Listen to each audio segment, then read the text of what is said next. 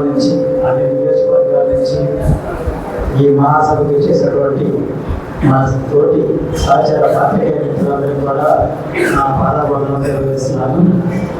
ముందుగా సభా వేదిక ఉన్నటువంటి రాష్ట్ర కార్యవర్గానికి, జిల్లా కార్యవర్గానికి, హాజరైనటువంటి వారి అతిథులకు కూడా నా యొక్క ప్రణామం తెలియజేస్తూ, ఈరోజు ఈ సభాసభను చూస్తుంటే నాకు చాలా సంతోషంగా ఉంది. కేవలం 2022 అంటే కేవలం 2 ఏళ్ల వ్యవధిలో స్థాపించబడినటువంటి ఒక సంఘం ఎంతగా పాత్రికేయుల మనస్సులో నమ్మకాన్ని, విశ్వాసాన్ని పొందింది అంటే మనంతో గ్రహించాలి.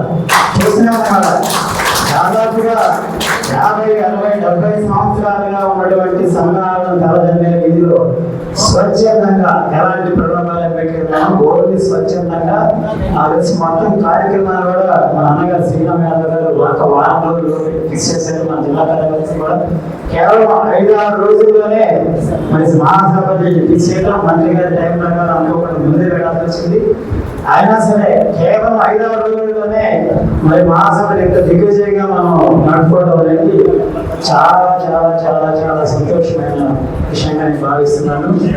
ఈ విషయాన్ని మా నాయకత్వం ముఖ్యంగా ఎందుకు చెబుతున్నానంటే, కేవలం 2 ఏళ్ల స్వల్ప స్థానంలో ఇంతమంది ఆదరణ పొందడానికి కారణం ఏంటంటే నాయకత్వం మీద విశ్వాసం. ఇతర జగ్గేపేటలో 70-75 మంది పాత్రికేయులు ఉంటే ఈ రోజున ఈ సమావేశానికి 35 మంది మనం పెట్టిన అసోసియేషన్ కంటే ముందు కూడా చాలా అసోసియేషన్ ఉన్నాయి.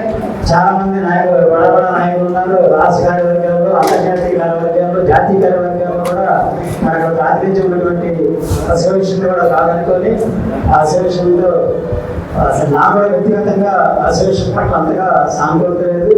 అదే ఆ సానుకూలత లేనితనమే మన శ్రీరామ్ యాదవ్ గారు ఏదైతే ప్రారంభిస్తున్నారు అంటే తెలియగా అన్నగారి మీద కొంతకాలంగా నాకున్నటువంటి పరిచయం కాస్త మన నాయకత్వంలో పనిచేస్తే బాగుంటుంది. అట్లాగే మన పక్క నియోజకవర్గంలో మరి మల్లికార్జున గారు ఉన్నారు. ఆయన కూడా మనకి అందరూ ఉన్నటువంటి పరిచయంతో యూనియన్ గ్యారంటీ ఖచ్చితంగా యూనియన్ ఎవరి సంక్షేమం కోసం పనిచేయాలో వారి సంక్షేమం కోసం పనిచేస్తుంది అని నేను ప్రగాఢంగా విశ్వసించి యూనియన్లో చేరడం, యూనియన్ అప్పటికప్పుడు జగ్గేపేట బాధ్యతలు నేను స్వీకరించడం, ఈ 2 కాలంలో కూడా నేను జగ్గేపేట ఏపీఎంపీ అధ్యక్షుడిగా కొనసాగుతూ మరి నమ్మకాన్ని సరే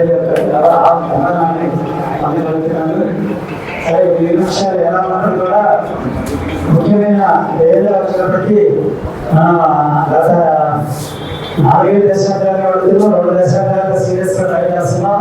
మరి పేద జర్నలిస్టులకి మరి రకాలు అనేది కనీసమైనటువంటి ప్రభుత్వం వచ్చినప్పుడు కూడా మన వచ్చినప్పుడు కనీసం తినడానికి ఇల్లు, ఉండడానికి ఇల్లు, కడుకోవడానికి ఉండడానికి ఇది అనేది రాజ్యాంగం మనకు కల్పించినటువంటి ప్రధానమైనటువంటి హక్కులు.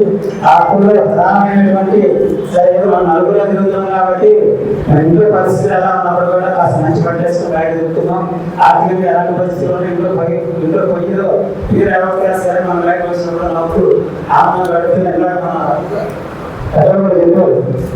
మనం లోపల శుభాయుగాలు కూడా అధిసానప్పుడు కూడా ఎవరు కూడా హార్మోన్స్ విడుదల కావట్లేదు అంటే కారణం ఏంటంటే అంతర్గతంగా ఉన్నటువంటి సెక్యూరిటీ కావచ్చు, జాబ్ సెక్యూరిటీ లేకపోవచ్చు, ఆర్థిక పరిస్థితులు కావచ్చు, కుటుంబ పరిస్థితులు కావచ్చు, అదేవిధంగా సామాజిక పరిస్థితులు కావచ్చు, తర్వాత కొన్నింటిలో మేనేజ్మెంట్ పరిస్థితులు కావచ్చు, అనేక రకాలటువంటి ఒత్తిడి కాదు. పొద్దున్న కాడ నుంచి రాత్రి పడుకోదాకా ఎన్నో రకాలైనటువంటి ఒత్తిడిని ఎదుర్కొన్నటువంటి మరి వ్యవస్థ ఉంది. ఒక్కొక్క శాఖ ఒక్కొక్క అధికారం ఉంటాడు. మరి అన్ని శాఖలకు అధికారులు ఉన్నాయి. అన్ని శాఖల్లో ఏ సమస్య వచ్చినా, ఏ ప్రాబ్లం వచ్చినా ఆ శాఖలో మనం అడుగుతారు. మనం వాళ్ళ ఇష్యూస్ క్లియర్ చేస్తాం. ఎవరు కనీసం కేంద్రం రావట్లేదు కూడా వాళ్ళు ఏదైనా ఆందోళన చేస్తే ఫస్ట్ అదే మనం ఇంటి దగ్గరనే.